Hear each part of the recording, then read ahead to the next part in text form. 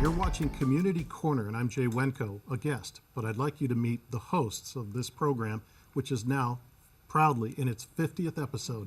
May I please introduce you to Aaron Castle, David Taylor, and Ryan Gray. Fellas, thanks for having me on as your guest today on this very special show.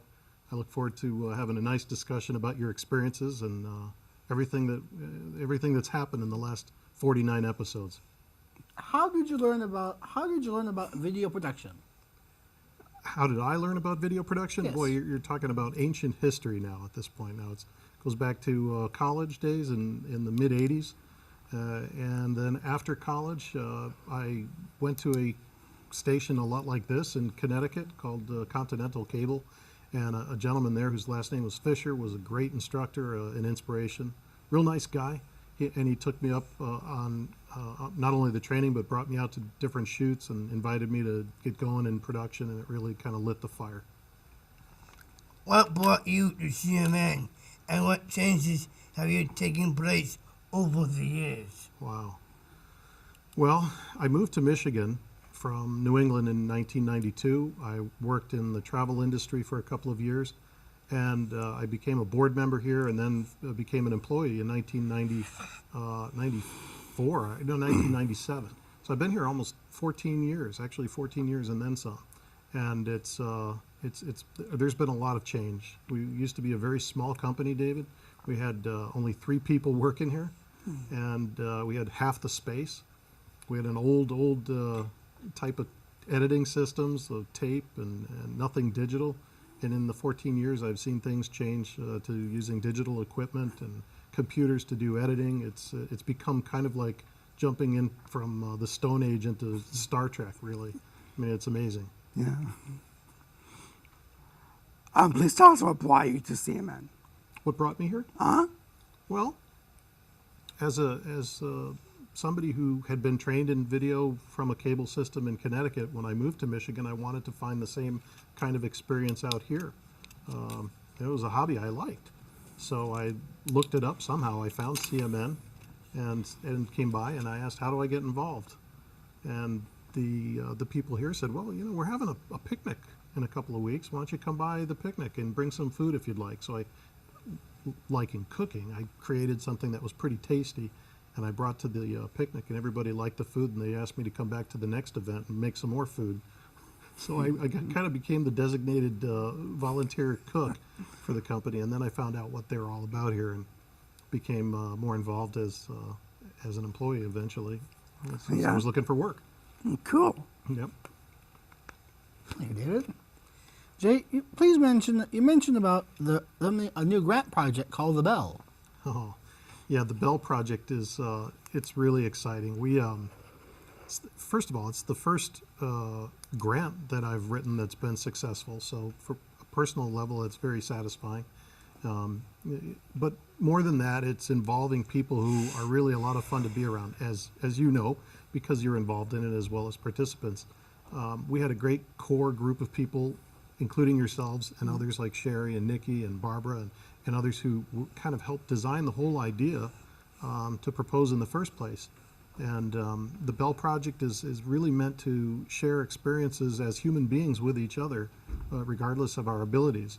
And it involves people with disabilities, without disabilities, and through video, as you know, we're having the chance to explore things that make us happy, things that motivate us, and how we give back to the community as individuals of all abilities. So it's been great to watch everyone kind of take part in this on a twice a month and for 3 or 4 months long, and then we'll have a new group and then one more group before it's all finished for a year.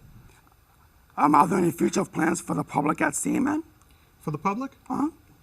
Well, there's always plans for the public at CMN. I mean, look what's happened in the time that you've been here. How many, 3 years and since the very first classes that you took? Who could you have envisioned having this 50th episode at this point? Any of you? I couldn't say because it was amazing to think about 50 shows. There's so many to think about, so many. From guys like Karen Drew to Ruth Harder from the OBC. I mean, from my favorite guy who's been passed on, including Teresa, the past time. I feel that we are special. Yeah. Well, it is special. This is a great program. You guys have great guests. You ask good questions. Please share the award information received by CMN in respect to you inclusive of those with disabilities like me, Ryan, and Aaron.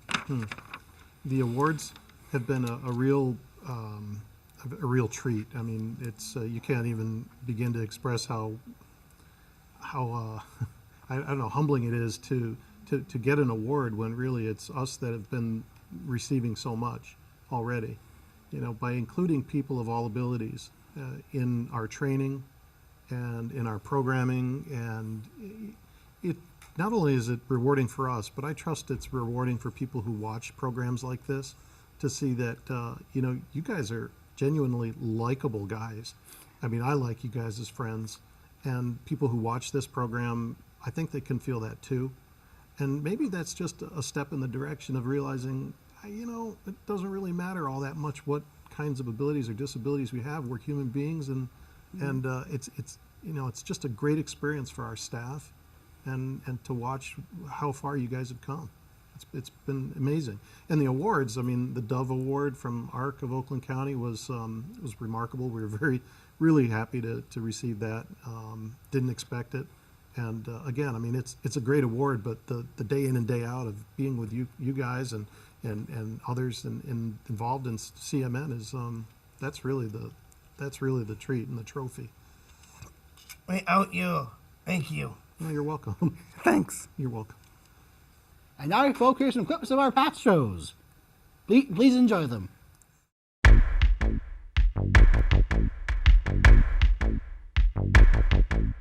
Hello, and welcome to Community Corner.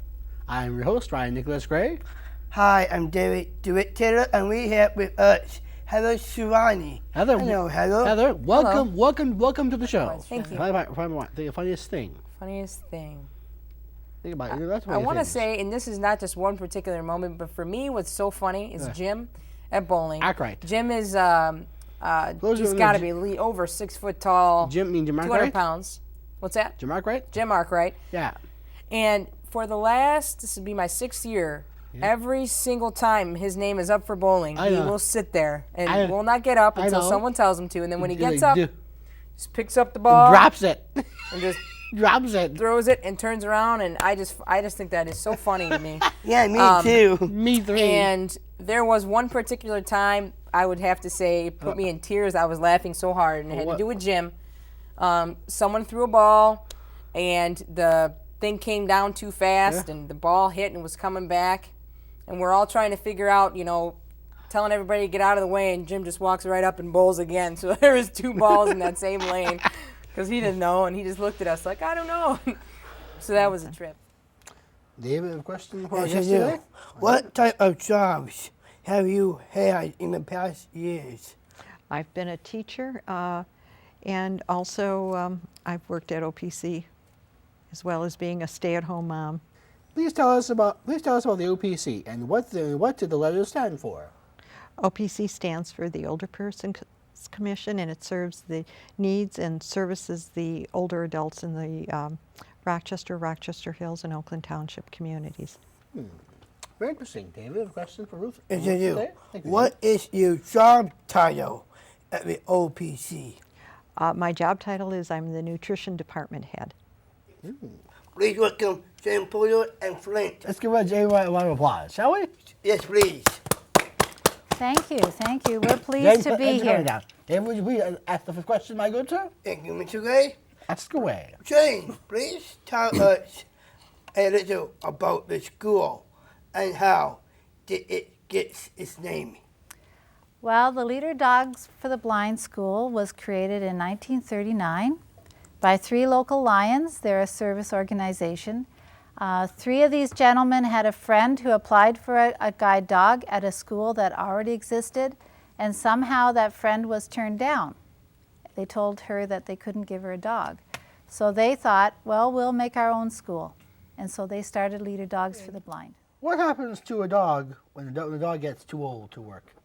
Well, the dog can stay in that family as long as they want, or if they can't, if the family doesn't have the room to accommodate 2 dogs, they can offer that dog to a family member or a neighbor, and probably someone who's got to know that dog would say, yes, I would be quite happy to take your dog.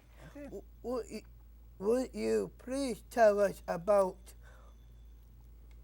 what happened to you that made you change your career?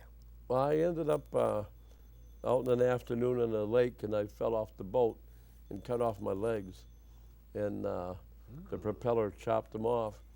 And this one's artificial, and this one they reattached, and I have a couple braces on it, so I can kind of move around. And so I went to rehabilitation, and after going through that, took a couple years, I was retired. And they said, well, you collect Social Security and you can stay home. And I said, excuse me?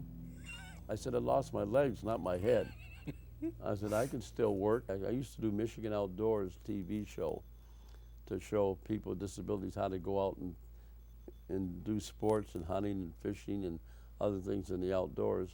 So I did that for about 2 or 3 years. So when I came down with that leukemia, I had to quit. But after I came out of that, I kind of ran into my partner, Jim Saliba from Burke Video, and telling Jim about there's 54 million people with disabilities out there, and except for there's no shows on television weekly talking about the lives and how we live as disabled people. So he and I got together and did a pilot on a show, just kind of like what you fellas are doing, and took the show down to PBS, and it was a little rough sometimes getting them going, but I went back and kept fighting with them that, you know, the country needs something on television about the lives of folks with disabilities, all kinds of disabilities, physical, mental, blindness, deafness, everything. That we all live in this world and we should be doing something.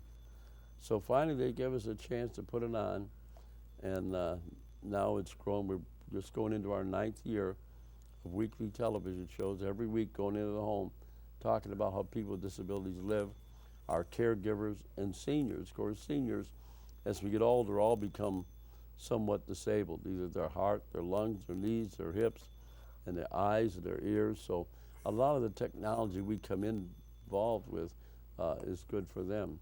So we started that. It's been 9 years now that we've been on every week. We've gone from Detroit, from expanding now from New York to California on PBS stations, all of Canada, Cayman Islands, Iceland, and Greenland. And that's where we are today. So you guys got a good future ahead of you. I'm Lori Warner, and I'm the director of the Hope Center, and I'm a clinical psychologist. And I'm Jamie McGilvery. I'm the clinical manager of the Hope Center, and I'm also a psychologist and a board-certified behavior analyst. Well, we do a lot of things now. It used to be that we trained parents to work with their preschoolers with autism, and that was how we started. Jamie and Dr. Ruth Annan at our program at Beaumont started that program. And then it started to grow. So now we have a couple of different center-based programs for kids with autism, and we have outpatient services for kids with all sorts of different disabilities. What skills do you usually gain at the Hope Center? It really varies from child to child what they're going to gain. Most of the time what they're learning is kind of how to learn, because a lot of our kids are really young and they haven't had a lot of structured learning before, so it's sometimes sort of tough for them. So sometimes they're learning just how to play appropriately, to sit down and watch what somebody wants them to do, and also to communicate. That's another really big thing we work on, because they have a lot of trouble communicating and it makes them very frustrated. Hi, everyone. Today we have with us today Pat McKay, Michelle Dunham, and Andrew Thomason. 3 staff members of Rochester Hills News and Farm Museum. They are all engaged in all aspects of the museum. Also take applications and select people, including volunteers with disabilities. And they allow us to get back to the community. I and David and I volunteer, have learned about our town. Lots of new friends.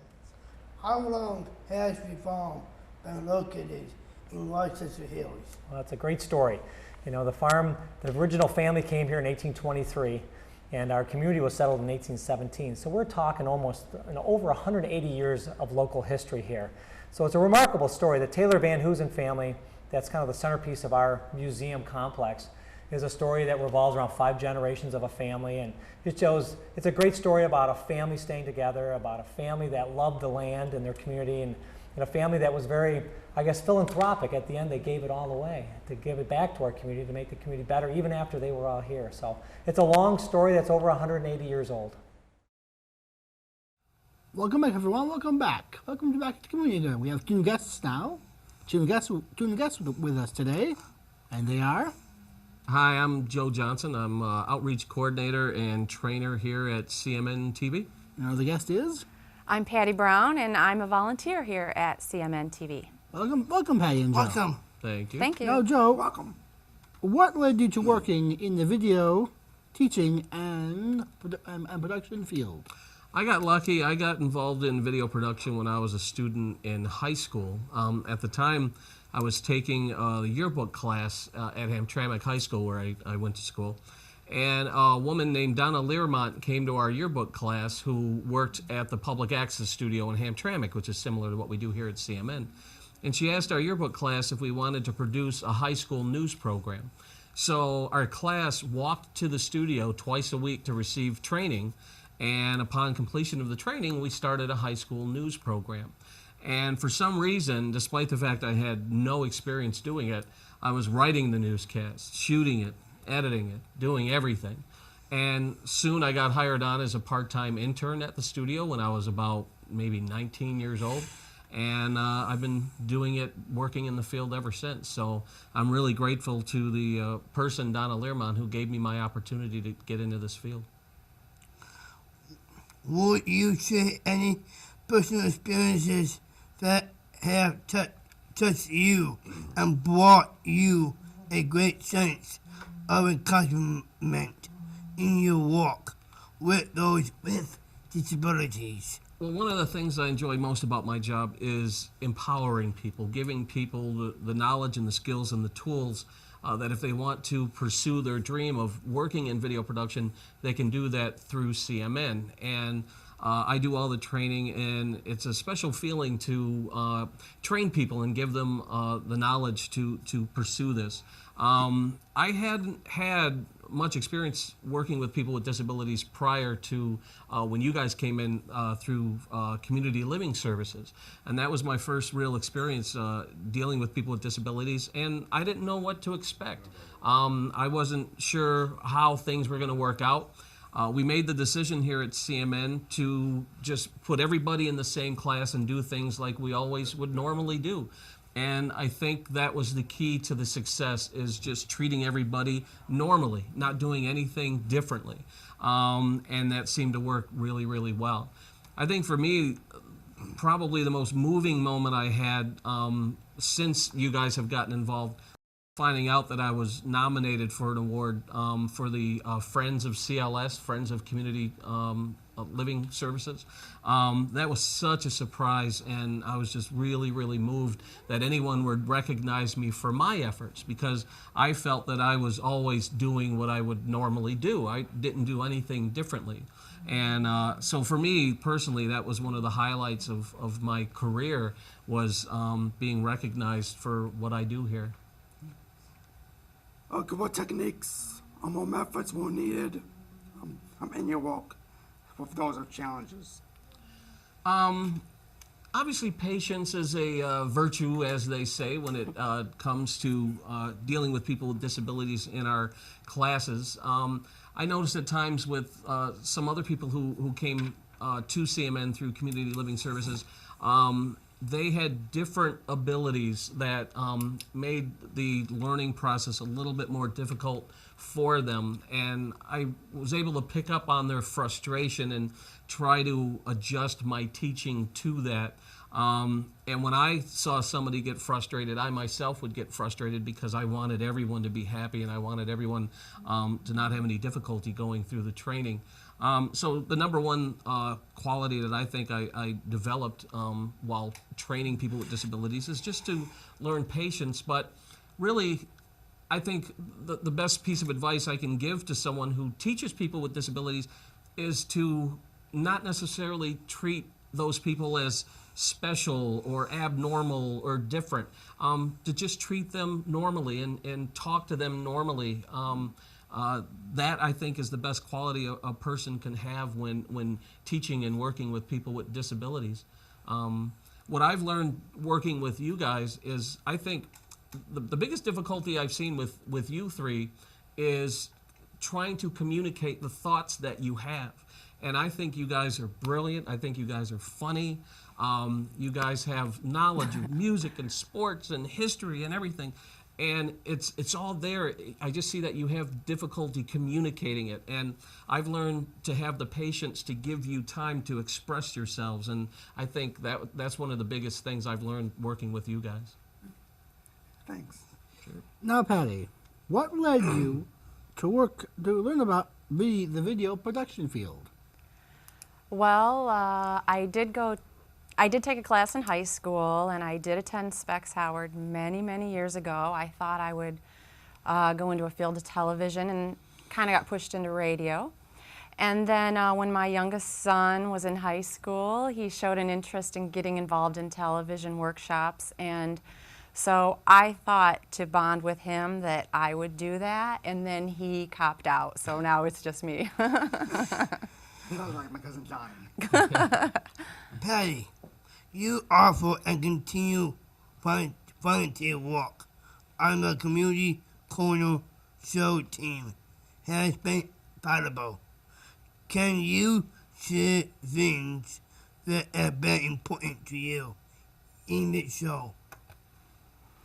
Well, it all started when I was volunteering as a camera person, and Joe pushed me into being a director, and at first I said, no way. and then I said, well, I'll try it, okay? So I really liked it, and that was a big challenge for me, but the atmosphere was very comfortable, and you guys are very forgiving and gave me a lot of space and time to learn the craft. So I was very happy to come on board. I don't know, you guys are a lot of fun, and it seemed like a great learning atmosphere for me. Thanks, you're fun too. Thank you. Patty, you met us in class. How did you feel about working with all sorts of people? Well, you know, of course, I was worried about my behavior and me standing out and looking like a fool. I wasn't worried about you guys at all. But, you know, when I was a young girl, my father was in the mental health field, and he used to manage they called it a halfway house. I guess it was you know, a home where people were living and learning their own skills. And I would go along with them on field trips, and my mom used to volunteer for a suicide prevention hotline. So I was raised always to give back, and I really think it's important for parents to teach their kids at a young age that they should volunteer and help others that are less fortunate. Here, folks, here's more highlights from our past shows. Please enjoy them. Would you please welcome our guests today, Cindy Whitfield and Mary Ellen ladies. Thanks for coming down, ladies. We heard he got cake stuck in the ceiling. What is that all about? Well, you know, it happens. We had a cake in a pan, and I asked sidekick Cindy here to loosen it up for us. Show him what you did. Give him the I was full just effect. going like this, and before I knew it, that flan hit the ceiling. Clean up this mess here.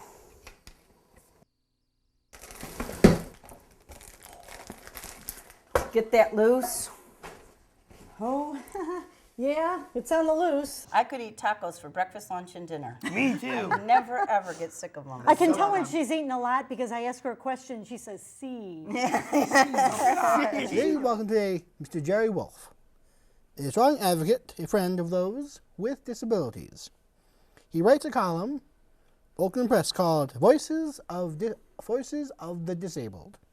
He is a strong advocate, a voice, the rights of those of all kinds of disabilities. Hey, Ryan, thank you very much. Now, Mr. Wolfe, please tell us a little bit about your background growing up. Well, I was born with cerebral palsy, and I went to Leland Orthopedic School in Detroit.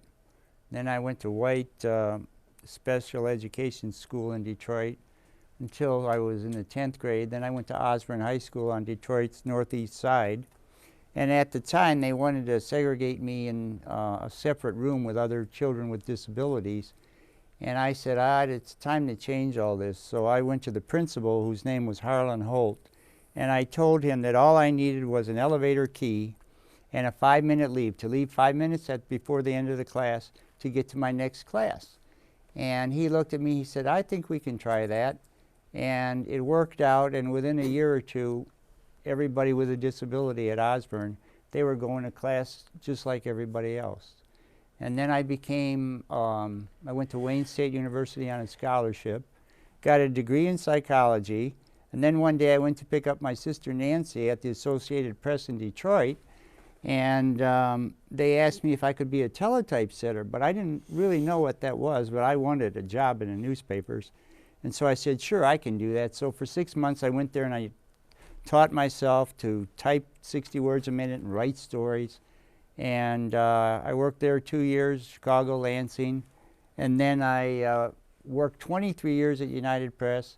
And then I came to the Oakland Press in 1993. Wow. Hello, welcome to Community Corner. My name is Aaron County Castle. This is our Christmas show. Ho, ho, ho, I'm DeWitt to the other Santa Claus host.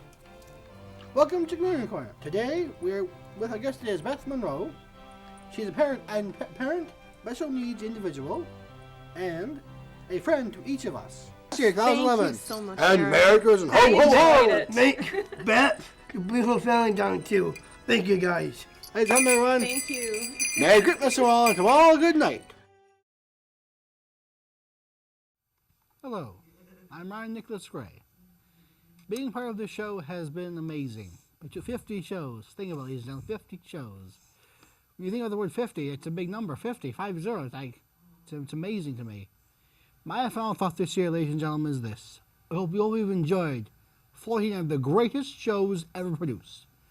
I think CMN is a great place to come and learn and produce videos that people can watch on TV. So it really makes me feel, I'm very humble and honored. I've been a part of this wonderful with two gentlemen, like David and Castle, two guys I have respected all my life. And thank you. My name is David DeWitt. Without my two special parents, how can I have a great show? 50 shows, to me, I feel like younger than our shows. To me, without my two friends, Aaron Castle helped me get my friendship in middle school, and I've been a guy who's been bullied around ever since. I mean, we honor ourselves with love, respectness, understanding. Without my parents, I love them too. Thank you. My name is Aaron County Castle, and I would like to say for my closing thoughts, it's a thanks to everybody that watches our show every single month. We did 50 shows so far, and we plan to have many, many more. And also a special thanks to Mr. Till and Mrs. Till for making all this happen with us.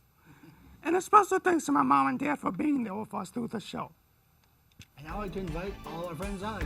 Patty and Joe and Please Jay. welcome Patty, Worship Joe Watson, Johnson, DeWitt, Nikki, Joe, and Jay, Wiencko, and Patty Brown. All of our crew. Come on out. Come on out. ASAP. Come on out. This is a party. Come on here. It's a party. Come on. Come on here. Celebrate, baby. Come on. Come on here. That's good.